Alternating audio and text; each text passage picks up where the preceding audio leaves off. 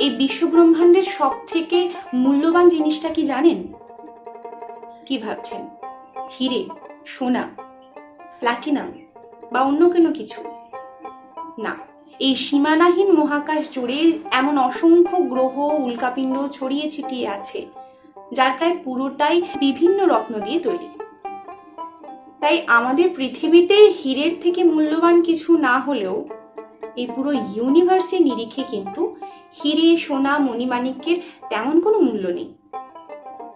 তাহলে আমাদের ইউনিভার্সে সব থেকে মূল্যবান জিনিসটা কি? ওই জিনিসটা যেটা আমরা কথায় কথায় কেটে ফেলি। রাস্তা চওড়া করতে, হাইওয়ে বানাতে, জনবসতি ঘন করতে, আসবাব বানাতে, ফ্ল্যাট তুলতে, বা এমনি কখনো কখনো কোনো কারণ ছাড়াই। হ্যাঁ, আমি গাছের কথাই বলছি।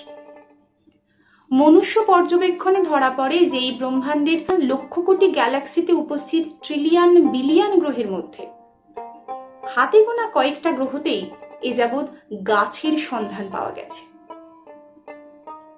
মানুষ বড় বিরল প্রজাতির বোকা প্রাণী, জানেন? সে কোনোদিনই সেসব জিনিসের মূল্য বুঝলো না যেটা তার কাছে সহজলভ্য।